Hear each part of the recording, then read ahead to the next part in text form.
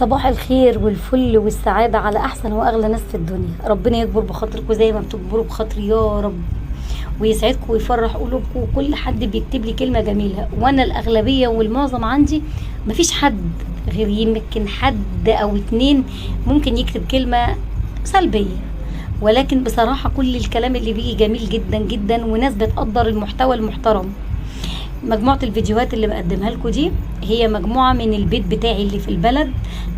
طب انتي منين يا شيماء؟ انا من منوف، محافظة المنوفية، من قلب الريف. قدام البيت بقى الترعة والزرع والخضرة، ان شاء الله هبقى اصور لكم برضو بإذن الله. هنعمل ايه النهاردة؟ بنعمل القهوة بس مع بعض كده، وده فعلا الميعاد اللي انا بشرب فيه القهوة. انا بشربها مرة واحدة في اليوم يعني.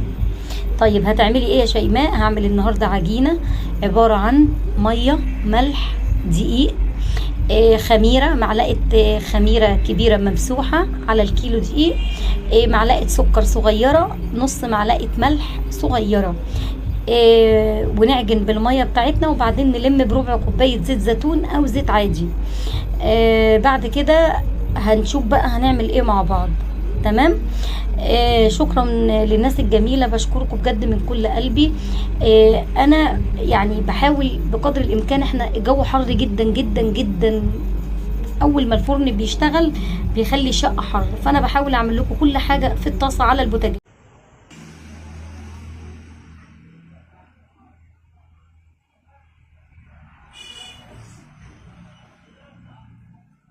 بصوا العجينه بتاعتي، بصوا عامله ازاي، ما كملتش نص ساعه بقت بالشكل اللي انتوا شايفينه ده. عجينه انا ما عجنتش فيها ولا تعبت اصلا والله، يعني انا بجد ما انا يا دوبك بس لميت المقادير بتاعتي وبدات ايه ان انا ايه المها كده اهو، يعني دوبت كده، ظبطت المقادير بتاعتي وقلبتها ببعض، وبعد كده على طول بدات ان انا ايه اسيبها تخمر، ولميتها كده ايه على طول. عايزين على فكره العجينه دي تنفع لعيش، تنفع لكل حاجه.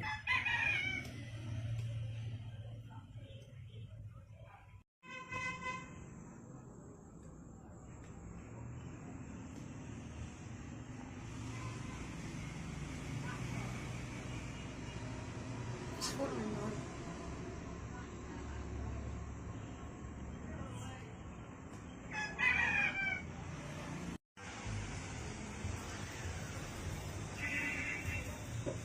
زي ما قلت لكم بقى ايه، اعملوا بقى خبز الصاج، هتعملوا اللي انتوا عاوزينه اهو. هنهدي النار عليها، بص، من غير فرن ولا اي حاجه. هنهدي النار، خلوا النار بس هاديه، وهنجيب غطا كده ونعمل ايه ونغطي. يا جماعه انا اول حاجه فردت ايه، فردت واحده، وهفرد معاكم واحده كمان دلوقتي. خلاص احنا عاوزين ايه، حاجه سريعه وخفيفه بسرعه كده. هل بقى ينفع اني اعمل حاجه سريعه للبنات هم طالبينها مني، والجيش قال لك اتصرف وانا بتصرف، وطلبات عيالي طبعا اوامر يعني؟ هل بقى ينفع هم يطلبوا حاجه وما نقتصدش في الموضوع واعملها من غير ما اصورها؟ والله ما يحصل، والله ما يحصل ابدا. اول حاجه انا اللي عامله الصلصه دي في البيت طبعا اهو. تعالي وريهم كده يا نور. الصلصه دي انا عاملاها في البيت، خليت ندى حطت عليها فلفل اسود، وكمان معلقتين زيت زيتون، وشويه ملح صغيرين، وكمان حطت فص ثوم بشرته كده. وانا اللي عامله الصلصه دي ان شاء الله باذن الله. اما اول حاجه كده لما نروح الشقه باذن الله وننقل في مطبخنا الجديد، هنبدا بقى نفرز الحاجات دي مع بعض وهنظبط الدنيا. هننزل بقى بمعلقه صلصه كده اهو بالشكل ده، كانها بيتزا ماشي.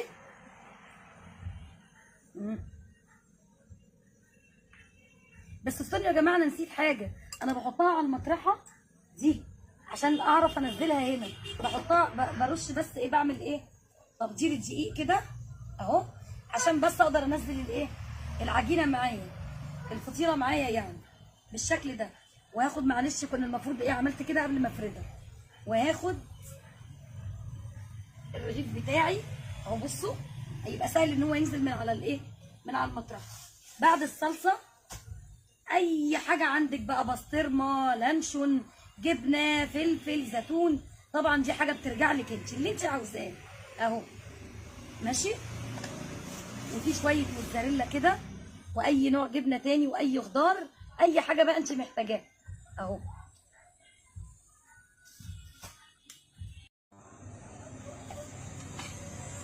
بصوا بصوا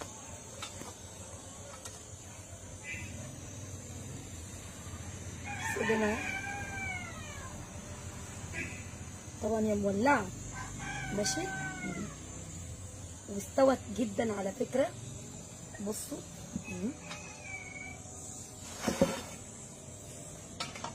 تعالوا بقى ننزل بدي كمان اهو.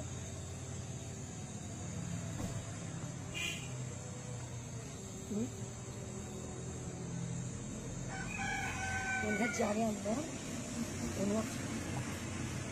ونغطي اهو.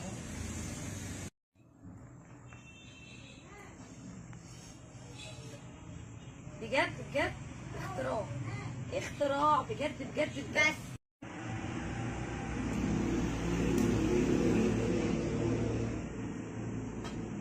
اهو لا سحر ولا شعوذه، لا فرن ولا اي حاجه يا جماعه، احنا بنعمل كل حاجه. بصوا حتى تعالوا انا عايزه اوريكم الاول هندسه هنغطي دي، ولازم تبقى على نار هاديه. اللي عاوز يعمل الفكره دي طبعا على البوتاجاز لازم تبقى على نار هاديه تمام، كانك بالظبط خبزها والله العظيم في الفرن. انا عايزه اوريكم الاول العجينه طريه قد ايه وكمان مستويه. تعالوا شوفوا بتتزحلق بس. بصوا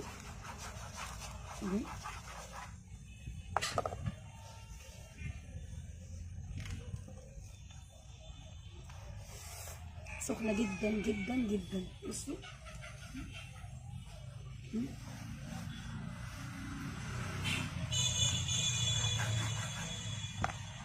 بصوا الاول يعني بصوا عامله ازاي، شايفين؟ بصوا ده غير ايه هي من ورا. بصوا زي ما انتم شايفين كده خطيره بجد خطيره. اخر واحده اهي يا جماعه، كيلو عمل لنا 6 زي ما انتم شايفين كده. ماشي. وعلى النار بقى والكلام ده كله يعني. الحشوه طبعا يا جماعه انا عامله حاجه يعني، انا بحب بصراحه الحاجات السهله، ده غير ان انا ما بحبش الحاجه في الفرن يعني ما بقدرش نشغل الفرن بصراحه في الصيف يعني بيبقى حر قوي، الا اذا كان بقى ايه الفرن الفلاحي فرن الطين واحنا قاعدين عند ليلى كده.